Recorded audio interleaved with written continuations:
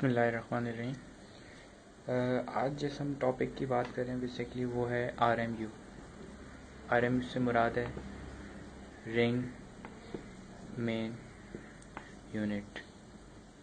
ठीक है।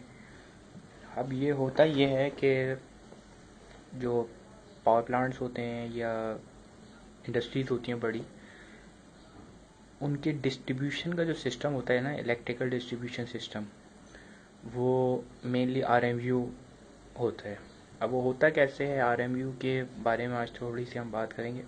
बेसिकली ये पूरा एक समझ लें, ये प्लांट का एरिया है। समझ लें कोई भी प्लांट है, अब उसमें वो सिस्टम जो है ना, इस तरीके से वो सिस्टम ये हमने एक कनेक्शन कर दिए, एक लूप बना लिया, क्लोज लूप कर लिया हमने एक। अब क्लोज लूप अगर हमने कर लिया, ये बस बार से भी हो सकता है। बस बार से बहुत कॉस्टली पड़ेगा। बस बार होती हैं जिन पर हम कहते हैं बस बार बेसिकली कॉपर की बार्स होती हैं, कॉपर की स्ट्रिप टाइप की होती है। उस पर हम एक फेस, फिर ये दूसरा फेस, इस तरीके से तीसरा फेस कनेक्ट कर देते हैं कॉपर की बस बार पर। कॉपर आपको पता है कि गुड कंडक्टर होता है, तो उसमें इलेक्ट्रॉन आराम से फ्लो कर देते हैं। अच्छा, ये RMU की अगर हम बात करें तो RMU बेसिकली हम इसी तरीके से कनेक्शन कर देते हैं। ये बस बार ले लें, ये केबल्स ले लें कोई भी, ये 3 केबल हैं, 1 2 3, इसका मुराद है कि 3 केबल्स हैं।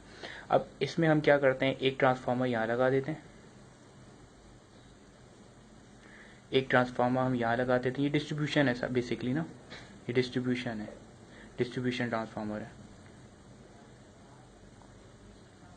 और एक ट्रांसफार्मर हम यहाँ लगा देंगे। इसी तरीके से यहाँ पर भी एक ट्रांसफार्मर लगा देंगे।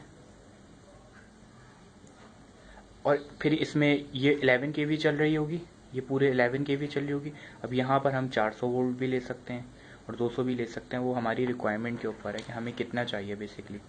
अब होता ये है कि अगर हमारा ये एक ट्रांसफार्मर ख़राब भी हो जाता है तो हमारे जो बाकी ट्रांसफार्मर हैं वो आराम से चलते रहेंगे, उनमें कोई इशू नहीं आएगा। डिस्ट्रीब्यूशन ट्रांसफार्मर के सबसे आसान, सबसे बेसिक जो उसके फ़ायदा ये है कि अगर एक भी ट्रांसफार्मर आपका कोई ख़राब होता है तो उससे दूसरे ट्रांसफार्मर पे कोई असर नहीं होगा। और ये जो मैंने आपको इतनी सी उसमें डायग्राम बना दी, ये पूरे प्लांट पे होता है और एक प्लांट का एरिया काफ़ी बड़ा होता है।